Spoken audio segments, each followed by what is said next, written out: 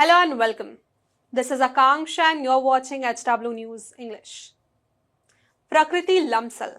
You might have already come across this name on social media. If not, then Prakriti Lamsal was a 20-year-old Nepali student studying at Kalinga Institute of Industrial Technology in Bhubaneswar. However, Prakriti was found dead in her hostel room on February 16. It is alleged that Prakriti took her own life after being constantly harassed by a 21-year-old fellow student, Advik Srivastav. Advik was arrested on Monday by the Bhubaneswar police. The first information report in the case alleges that Advik was blackmailing the girl. Srivastav had been booked under Section 108 of the newly implemented Bharatiya Nyaya Sanhita for abetment of suicide.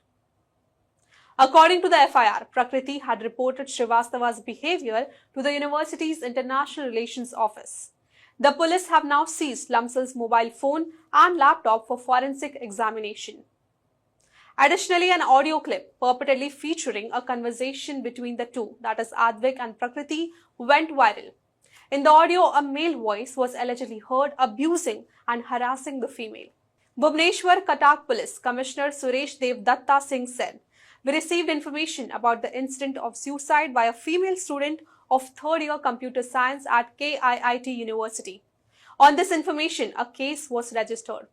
There was an allegation that this girl, who belonged to Nepal, was harassed by a student of KIIT University in her third year of mechanical engineering. We investigated the matter and we got prima facie evidence that there was some sort of harassment. The boy has been now forwarded to judicial custody." However, the alleged incident has taken a diplomatic turn between India and Nepal. The accident triggered widespread protest by over 500 Nepali students on the campus.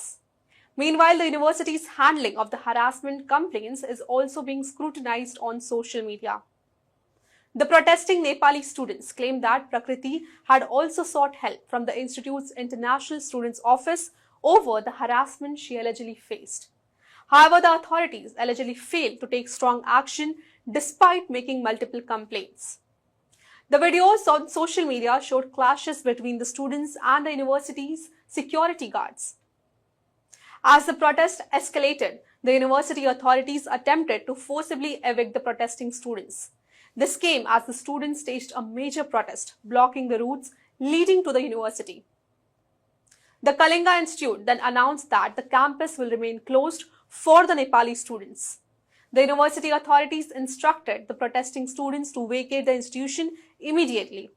Later, the 500 Nepali students were instructed to board on buses and were dropped at several railway stations for them to return to their home. NDTV cited a notice by the institute saying the university's closed sign die for all the international students from Nepal. They are hereby directed to vacate the university campus immediately today on 17 February 2025. According to the reports, many students, including women, were left stranded at the railway stations and several were unable to get train tickets to return to home. The students reported that they were forced into buses and dropped off at Cuttack railway station, 30 km away, without proper arrangements. Reports also surfaced alleging that some university authorities made racially insensitive remarks about the protest. One official allegedly compared the KIIT spending on students to Nepal national budget, a remark that was reportedly caught on video.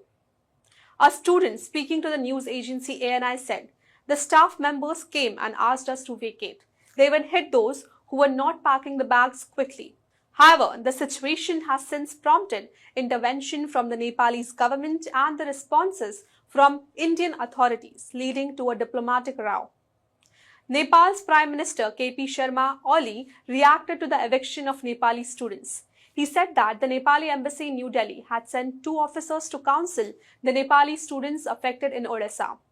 The government is working in contact with diplomatic manner on this issue. PM Oli further confirmed that arrangements have been also made to provide the Nepali students with option to either stay in their hostel rooms or return home depending on their preference. Meanwhile, the Nepali embassy in New Delhi said that it had contacted the university and other authorities regarding the situation.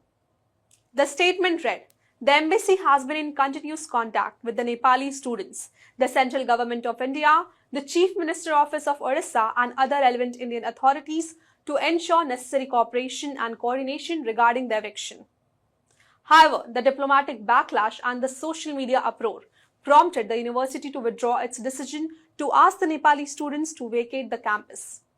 On Monday, the university issued a public appeal that read, "An appeal is made to all our Nepali students who have planned or plan to leave the campus to return and resume the classes."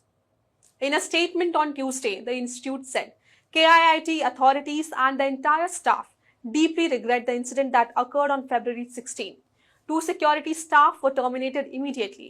2 senior hostel officials and 1 senior administrative officer of the International Relations Office were suspended.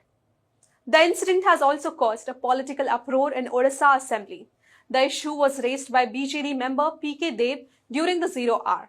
He said the girl's suicide and subsequent development brought shame to the state. He alleged that the incident was an outcome of worsening law and order situation in the state under the BJP rule. BJP MLA Babu Singh also reacted to the incident, demanding the arrest of Achyuta Samanta, the founder of the university. He said, "What has happened in KIIT is a shame for Odisha.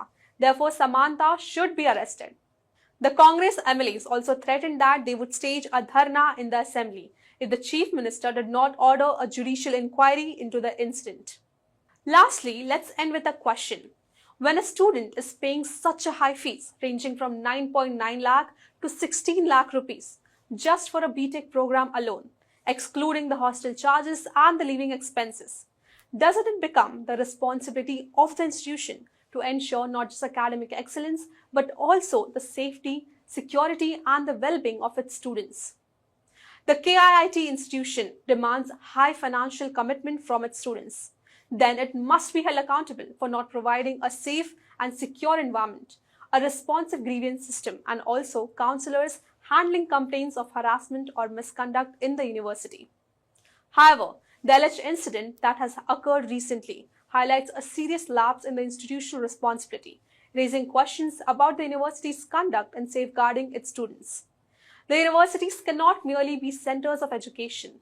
They must uphold the ethical standards, foster inclusivity, and prioritize student welfare and well-being. Well, that's all for this news report. Till then, keep watching HW News English and also download our app HW News Shorts for the latest news and updates. Stay ahead with our cutting-edge news app. Instantly access the latest shorts in just 1 minute and breaking news in just 50 words. Download now for a smarter, faster news experience.